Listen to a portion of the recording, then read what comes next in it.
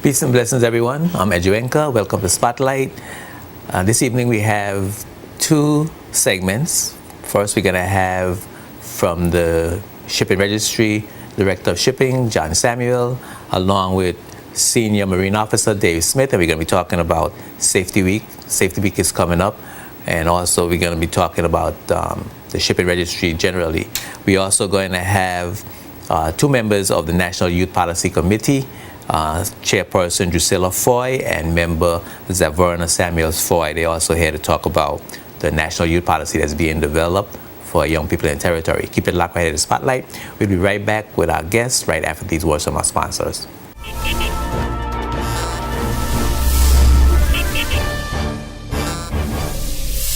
This program is sponsored by the law firm of J.S. Archibald & Co. and by the trust company J.S. Archibald Trust Services Limited, both of Roadtown, Tortola, BVI.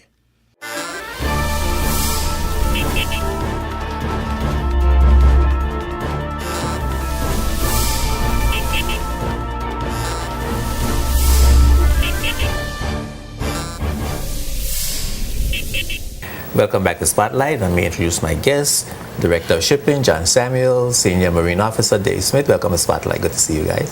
Thank you, Colin. Yes, indeed. Safety, boat safety week. Boating safety Boating safety week is coming up when? Actually starts on the 11th of November of this month. It starts on a Sunday. We're going to have a church service, and it runs right down to the end of the week on Friday. And of course, you have one of them fancy themes, right? Couldn't be a week without a theme. Yeah, have to have a theme.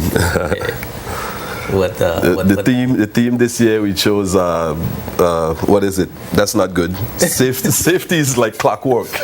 Every second counts. Safety. And I took a second there to realize what it was, but safety is like clockwork. And we'd like to keep people, aware of. If you want a boat, it would have been a problem. Oh yes, definitely, definitely. Okay, safety is like clockwork. Every second counts. So, how that theme come about? What does that mean? Well, like you were saying, if you're on a boat, every second counts, because if you have to react to a situation on the boat, whether you're taking on water, you have a fire. Let's talk about a fire. If you have a fire in the boat and your boat is 30 feet long, that's as far as you have to run. So whatever you have to do in time-wise, you have to do it fast. So that's why we kind of stick with that theme and thought it was appropriate for the week. Okay. What other activities you having?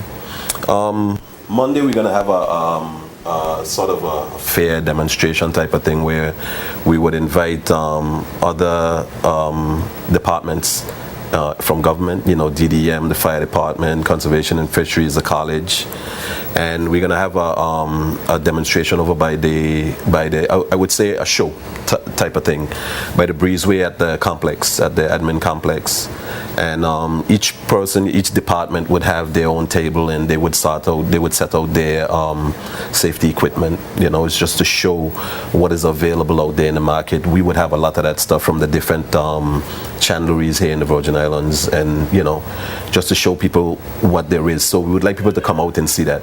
We're gonna have an open house at our office. We're located in the Sebastian's building on the 3rd floor, and also inviting people to come out and visit our offices. On Friday we're planning a boat show where we're actually gonna have boats, mainly power boats.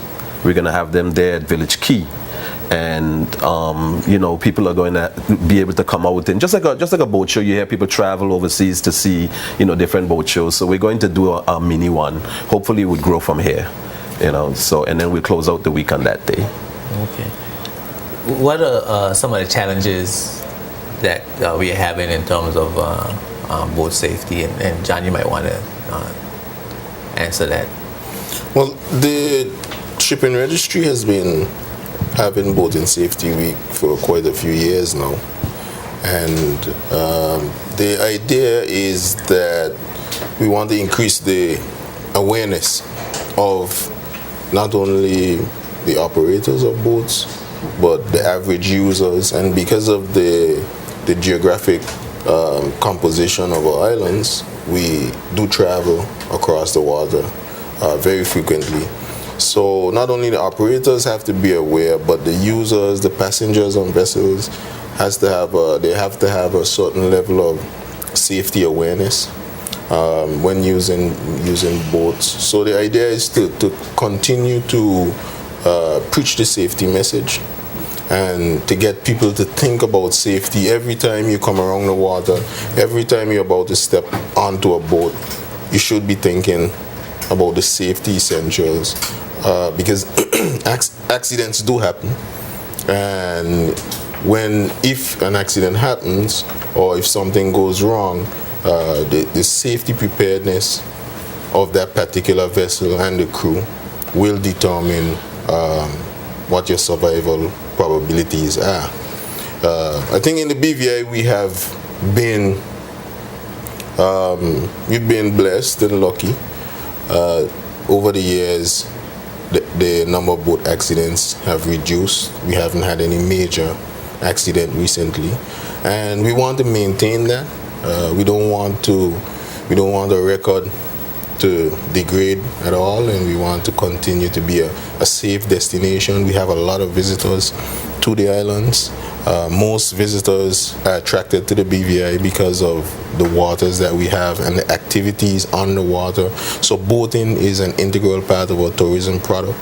And we want to make sure that when our visitors come, they're safe, they have a good time, and we're not continuously dealing with issues that evolve from accidents. Is the registry involved in the boating industry regarding tourists? So when tourists come to rent boats and they go out on their yachts and so on, are you involved is your department involved in making sure that they understand what the rules are of the sea in the Virgin Islands and how to conduct themselves, or that's something that the establishment that they're rented from give them? Under BVI law, all vessels are required to be licensed. Part of that licensing procedure is a safety certification. So Dave here is in charge of the unit that's responsible for certifying those vessels. So all the vessels that you see operating out there, both private and commercial, are required to be examined every year by the professionals in our office to verify that they are safe and that they carry the requisite safety appliances on board. What you look for when you inspect, Dave? Well, basically we look for everything, from the way that the vessel is kept, the construction. The inspection actually starts with we call it out of water inspection. And I'm speaking towards now commercial vessels, although like John says, all vessels have to be licensed, but I speak on the commercial vessels. Starts with outer water inspection, where we're looking for any faults on the bottom of the vessel with the propellers and the shafts and all of that. Then the vessel goes back in the water and we continue the inspection with what you call an in-water inspection. And now we're looking for the safety equipment basically and the condition in which the vessel is kept. After that is done, and I must go back though, the vessels must have what you call a stability letter. This is done by, again, professionals, not in our office. We send people out to witness that it happens, but it's carried out by external company. And what that means, a professional letter? Well, the stability is done by professionals, by people who are authorized to do. So that's like an authorization. Yes. Okay. Yes, and the letter, when you have a stability letter, you can go to the vessel and now you would know that the vessel is safe to carry X amount of persons without it flipping over or whatever. And this would be people and its load, toys, cargo, whatever it would have. But do you inspect the yachts that the tourists go out to make That's sure correct. That's correct. The moorings. and all the different charter yacht companies, they all have to have what you call a COI, which is a certificate of inspection. And in carrying out all those inspections, we're just making sure that the vessel is totally safe and the person's operating the vessel. The captain, or we like to call the person, he needs a boatmaster's license. And even if you have a crew on those vessels, they have to have a certification called the STCW, which is a standards for watchkeeping. So both the vessel and the persons that operate these vessels have to be certified in order to operate the vessels. Okay. I think the stability point is an interesting one, because over the years you travel on the ferries, and sometimes when the weather is not so cooperative, you can get rolling, which is when the vessel leans from side to side, and people have concerns about, is this boat going to roll over? And that's what the stability exam does. Before those boats go into service, they actually undergo a test, a healing test, a stability test, to verify the maximum amount of passengers that vessel can carry without rolling over. So vessels like Speedies and Smiths and Native Son and Tortola Vassar and all those, all of them have that. So if you notice, especially with the ferries, you notice they're double decked, or even Speedy have one now that has 3 decks. If you ever go on board again and you're walking up to the first level, there has to be a sign posted there as to how many people is authorized to be on that level, and also would be on the third or the second level. Reason being, you carry your load high, and you would have a tendency to topple over easier.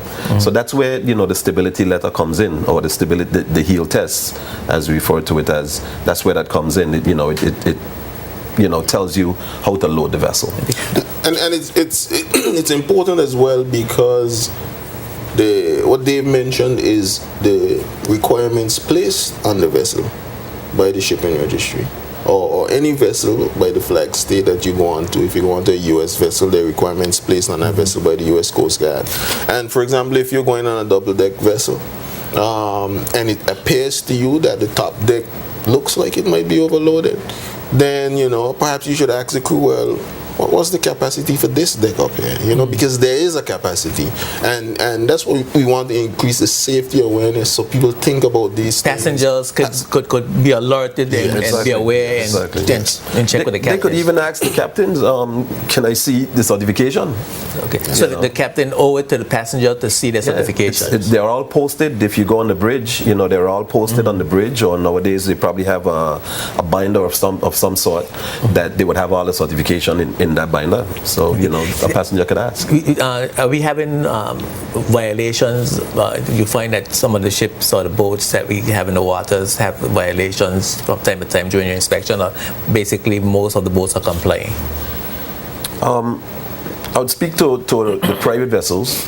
I think we've come a long way in terms of bringing the persons who own the private vessels, the runabouts, on stream as far as safety is concerned. I think maybe 10 years ago, you had persons that probably didn't have any of the safety equipment on board. Maybe they had an anchor, because we're going to go do a little fishing, so we needed an anchor. But nowadays, people are hip to the culture of safety. So nowadays, with as far as violations, running lights, the nav lights that you should be using on your vessel at night, we would find that some of the vessels don't have any, or they're not working at the time. And flares. These are the distress signals. In case you're in distress, you would need these in order to let someone know that you're in distress. People usually don't have those as well, because they're a bit expensive. But the culture is changing, and we're glad that the public is coming out and meeting us at least half the way as to the safety culture. Give us a list of what you should have on your boat as a boater. Well, we could start with the running lights for the vessel. well, I said running lights, but the navigation lights, which should be the green and the red light, and a white light at the stern, depending on the size of the vessel. Do they have a meaning? The green and the red light have a meaning? Yeah, it's usually on the vessel on the port and the starboard side, or the right and the left hand side for the people who want boat savvy. You would have the green light on your right hand side or on the starboard side, and the red light on the port side, which would be your left hand side, and the white light would be on the stern. So if somebody's creeping up on you from the back, at least they can see the vessel. And then you would see the red and the green if you're coming towards the vessel. Okay, so you know what side the vessel is on. Exactly. Well, not only that, there are rules for operating vessels on the ocean, similar to traffic rules. I know you look out there and you don't see any highways or anything, Yes. but there are traffic rules that govern the behavior of vessels on the water. And in the daytime, you can clearly see what direction the vessel is coming, if he's coming from your port side or your left, or if he's coming from your starboard side, and then you know how the rule applies. In the night when it's dark, you may not see the vessel, but you will be able to see the running lights. So when you see the red or the green light, you will know which side of the vessel you're looking at in the night. That's how significant that is. Well, and I'm glad that's an important point. I was going to ask about that. My next question then is, how a boater gets this information? Is there some place you could go to get training? Because, like, when I used to think about buying a boat, and I no longer think about buying a boat, but when I used to think about buying a boat, I used to wonder, well, how will I learn how to operate this boat? You know, how will I learn the rules of the sea? How will I learn the safety rules? How will I learn to drive it? How will I learn to dock it? You know, maintain it? How would I learn to be a boatsman? Do we have any facilities or institutions that we get this information from? I would say the internet. Well, the college offers courses in all the subject areas. The most commercial operators or captains of commercial boats take the courses because they have to be certified as captains, and they have to know it when they come to our office to do the examination. But the courses are open to anyone who wishes to take the courses. Because I'm talking about persons who are private owners of boat, pleasure boats. Yes. You know, how do we learn those things? And we see a lot of youngsters out on the sea. I see a lot of kids on boats back and forth and through in and out of the harbor, full speed. You know. Well, I was wondering how they get to know how to behave. I think a lot of them learn from their peers, and we have a real problem in how should I put it, in driving a boat and probably knowing how to operate a vessel. You know, there's a difference, and we have a lot of people now who just, you know, they operate the vessels, so they operate them like a car. But you know, here in the BVA, we don't have any institutions that, you know, private people can go to. But so that's why I was mentioning the internet in terms of, you know, there's a lot of rules and do's and don'ts on vessels and for vessel operations on the internet. So that's a ready source of information. Yeah, and you know, a lot of people are picking up, you know, the proper operation of vessels from, you know, others here in the Virgin Islands. But you know, a lot of the kids nowadays, they operation of vessels go as far back as CATS. I don't know if you heard of CATS. Kids in the Sea? Kids in the Sea, exactly. And they teach the kids all of this, you know, come right up from canoeing to probably sailing small vessels, right up to powerboating and all of that stuff. So, you know, the young people coming up now have more knowledge of you know, how to operate the vessels. Yeah, we got to take a break, and when we come back, I want to go a little deeper into the rules of the sea.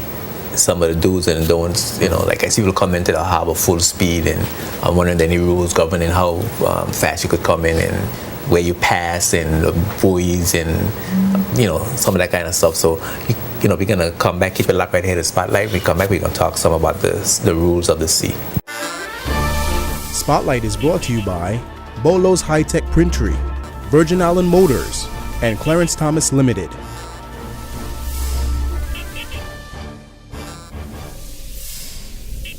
Welcome back to Spotlight. I'm here with Director of Shipping John Samuel and Senior Marine Officer Dave Smith. Boating Safety Week is coming up. What was that date again? It starts on the 11th and the 12th, which is a Monday. Okay, starts on the 11th and it goes right down to Friday. Yeah. And we have a series of activities that are going to be happening that week. So tell us the days and the date of the activities again. On Sunday is the 11th, which is a church service. We're going to go to Church of God of Holiness in Bargers Bay. On Monday, we're going to be at the Breezeway at the Central Administration Complex. That is the 12th. On the Wednesday, we're having open house at our offices at the Sebastian's Building. And on Friday, we have boat show at Village Key. Okay, cool. Yeah, we left off talking about the training, and I promised to come back and talk about some of the rules of the sea. Before I get to the rules of the sea, I want to go over again the list of safety equipment and the things that we need to have on a boat for safety, and perhaps some of the things we need to know for safety as well. We're going to start off with the life jacket, which is everybody knows about life jackets. So you need life jackets. You need a song signaling device, which is some sort of horn. You need some flares, which is a distress if you're in distress. You should have a first aid kit on board. A throw ring, which is something that if somebody falls overboard, this is one of it fits into a life jacket or a PFD that you can throw over. It floats. It has a rope on it, and you can get the person back. It can come in different forms as well. You should never jump overboard and try to save a person. No. You already have somebody that's in trouble overboard, so why add a second? So stay in the boat and try to get the person back. However, if you're going to maneuver the boat to go get them, or if you're going to use a stick or a boat hook or whatever, but put something to the person and try to get them back. Last resort would be to put a second person overboard, and if that has to happen, then you need to outfit that person with a life jacket proper, maybe a rope attached to them, so that when they get the person, you can get them back. Okay. Where were we? We need an anchor with the proper amount of line on it. How do you determine what's the proper amount of line? You should know where you're going, so that you can that would determine your depth of your water. And the rule of thumb is 3 to 4 times the depth to what the length of the rope that you're going to have. Quite often we like to talk about a float plan. What you call a float plan is you're going out on your boat for recreation or wherever you're going to go.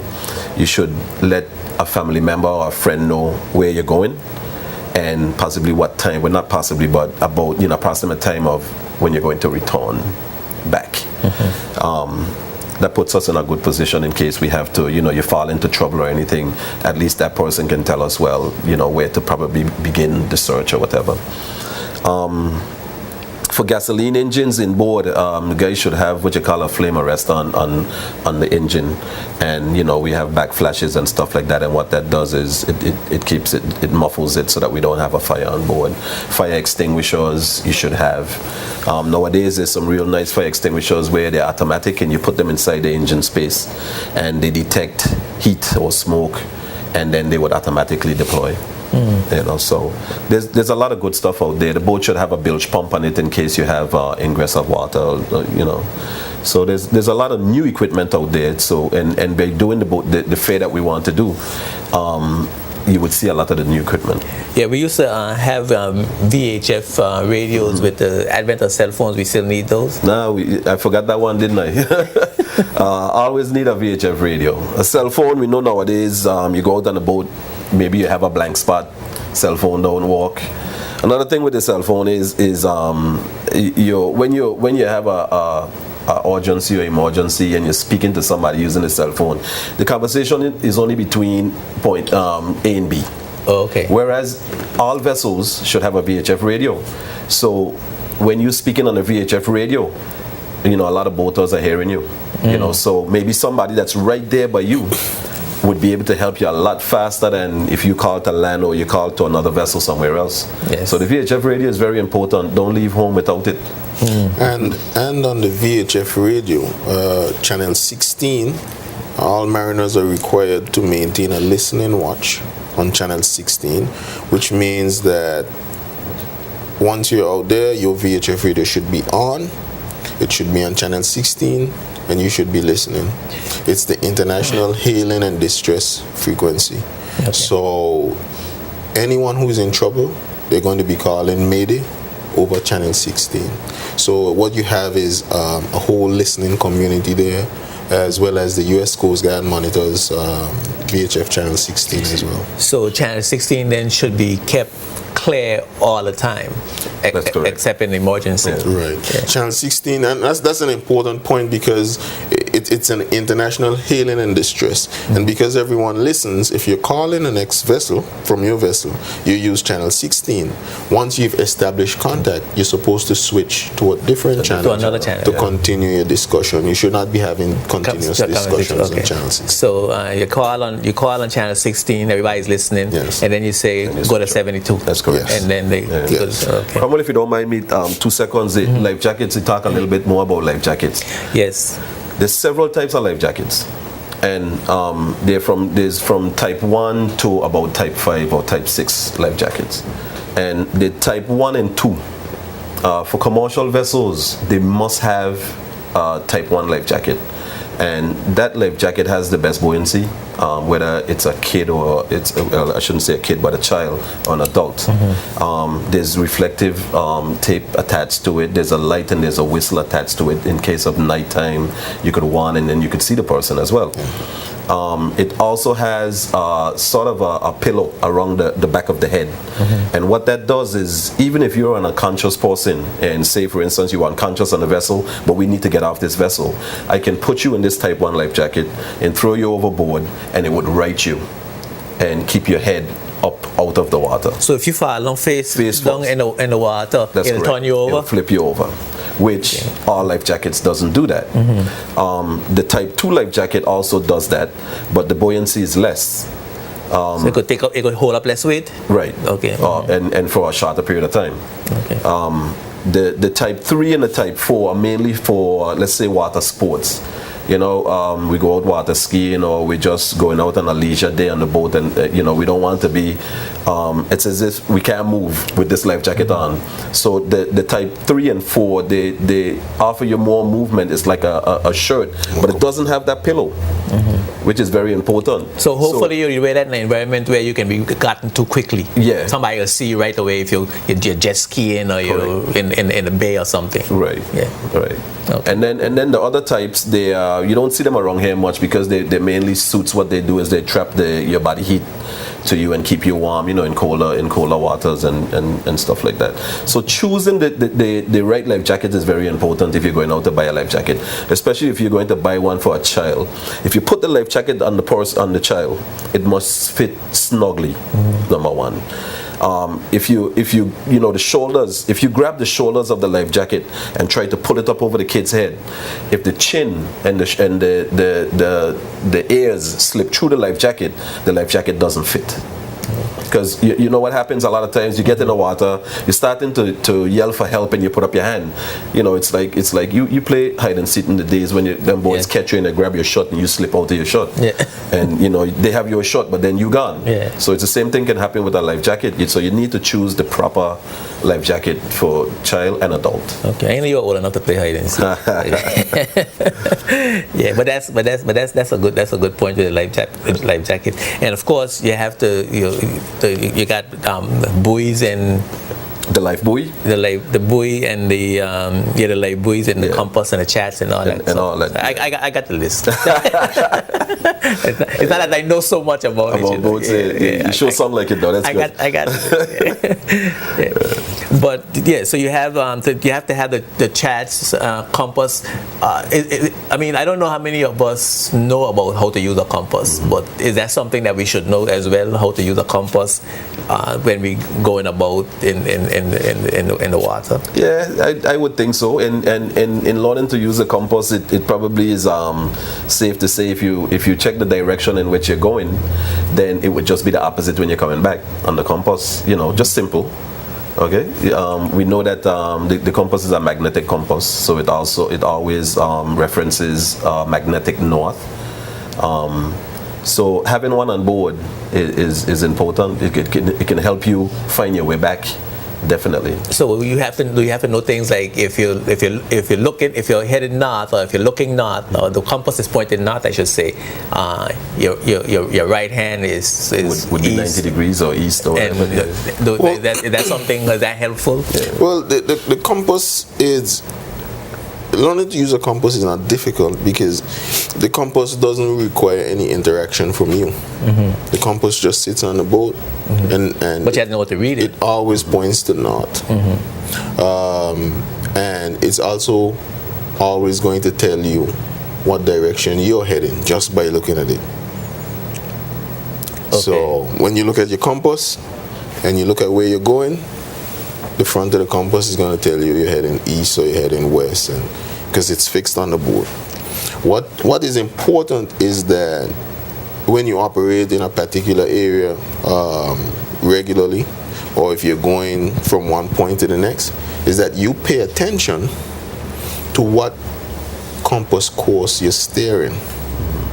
The compass is going to show the course whether you don't even have to turn it on, because it doesn't work with electricity, or it just works with the Earth's magnetic field.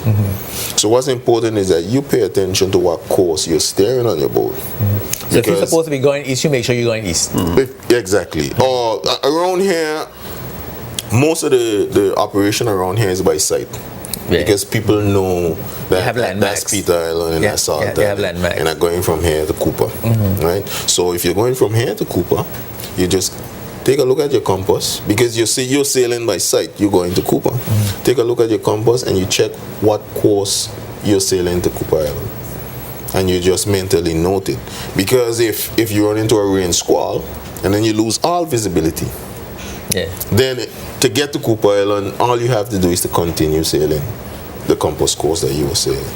Okay. All right. Before I ask you, turning the clock, and I wanted to talk a little bit about the shipping registry. Yes. Okay. Shipping registry is something new. Relatively. Couple of years. We just improved the ships we could register. About 3 years ago, we got approved to register bigger ships. In that, the shipping registry became what is called a Category 1 shipping register, which means we can register ships of any size, essentially. So we are now sort of making internal adjustments to improve our position in the market, improve awareness of our existence, and to try and improve the number of vessels we have on the register. How much income is shipping registry generating for the territory? The current figures right now, shipping registry does about $750,000 a year. There's a lot more potential in there, especially when we begin to get into the big commercial ships, and so that's what we put in the structure in place. We're trying to get the staffing in place and gearing up to be in a position to be able to at least, at the minimum, pay our own bills, so that the department does not depend on government for revenue, and hopefully in the future, the mid to long term, contribute significantly to the revenue of the country. Okay. I want to get back to, because we talked about the rules of the sea, and I'm panicking because I'm running out of time. I got so many. So you can talk about this for days. I got so many questions to ask, but we were talking about the rules of the sea. And I know that, for example, when you're going in one direction, you're supposed to be on one side, and when you come in another direction, you're supposed to be on another side, and different color buoys mean different things. and I think we need to know that. So some of the other rules of the sea, besides the safety rules, just the traffic rules. Right. There's a whole publication on this. Okay. It's called International Regulations for Prevention of Collision at Sea. The short for this collision regs, or people call it color regs. And what's important is that this is an international regulation, so every single vessel on the ocean complies by the same rules, so that it's to avoid accidents, so that everyone, regardless of the nationality, And wherever you go, they behave the same way. So you know what to expect, and they know what to expect of you. Okay. There are a lot of rules. Some of the basic ones involve, for example, in relation to buoys, the main buoys that we have around here, the channel markers that indicate where the safe channel is, how you can safely enter and exit a port. And the rule is red, right returning. That's what you use to remember it. So when you're entering a port, you keep the red buoys on your right side. okay. And that would guide you into And when you're leaving the port, you keep the red buoys on the left on side. the left side. Okay. Right. And the green buoys is what? The green buoy is just on the opposite side. So So the they, red would be on your right, the green on your left. okay. And So there so have you a go guide. you go in You're passing between you go in between the green and the red. Yes. You go between the green and Yes, the green and the red buoy. yes. Okay. Cool. Yes, but the channel may not be a straight channel, depending on access. It might be a meandering channel. So what you try, you have to stay between the red and the green. Keep the red on your right all the time, green on your left, and that will guide you into and out of the port. Okay, cool. Yeah. And when you're coming into the port, though, and you're coming in on a speed, there's there a rule about that? I think the rule that we use here is 6 knots in the harbor. And internationally, there's a safe speed It's rule. a safe speed, yeah. Right, which means that you're responsible for operating your vessel at a safe speed all the time. And that safe speed is determined by a lot of conditions: traffic, the proximity of other vessels, how close you are to other vessels, the weather, etc. Because you have to be able to operate your boat safely. And the main issue in Road Harbor is the proximity of other vessels, because vessels make huge wakes and there are other vessels around, and it creates a lot of problems. And sometimes people can get hurt if you are sitting on a vessel and you're not paying attention, and a vessel roars by with a huge wake.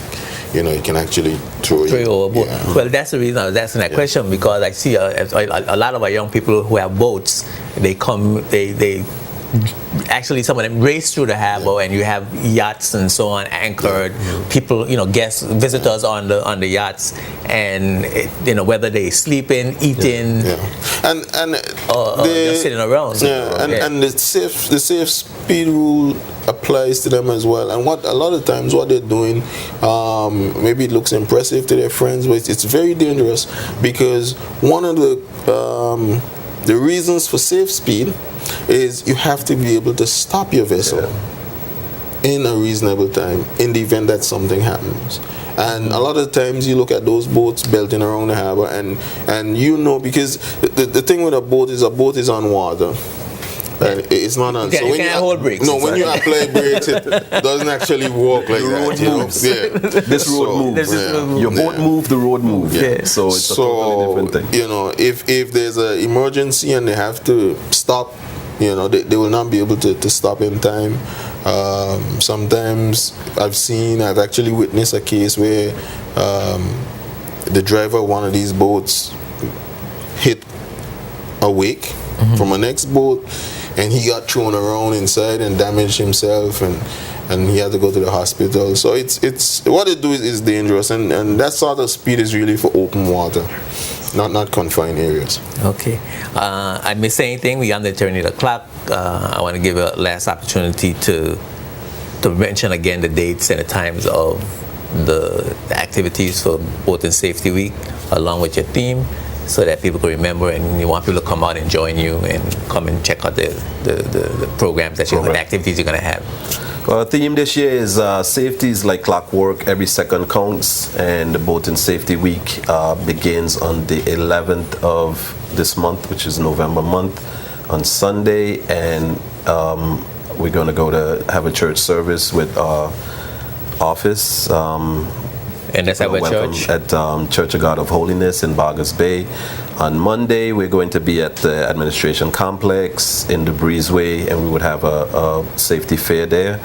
On Wednesday, we would have open house at our office, and on Friday, we would have our boat show at Village Key Marina, and we're inviting everyone to come out and celebrate. Basically, Thursday's the off day. Thursday and Tuesday, as well as we're going to be doing other things. Not maybe events, but we're going to have a what they call it, a poster board show over at the complex as well. That would run throughout the week, so you can go in there and see the different boats and stuff. All right, cool. Well, Director of Shipping John Samuel and Senior Marine Officer Dave Smith, it was a real pleasure to have you brothers on Spotlight, and we got a bunch of information, I think, and don't stay away so long. Spotlight is here to shine on you, all the good things you do in the community. Thank you for having us. Cool. Peace. Thank you. Good. Okay, we're going to take a break, and when we come back, we're going to have the chairperson of the National Youth Policy Committee as well as one of the members, and we'll be going to be right back after these words from our sponsors. Keep it locked, don't go away.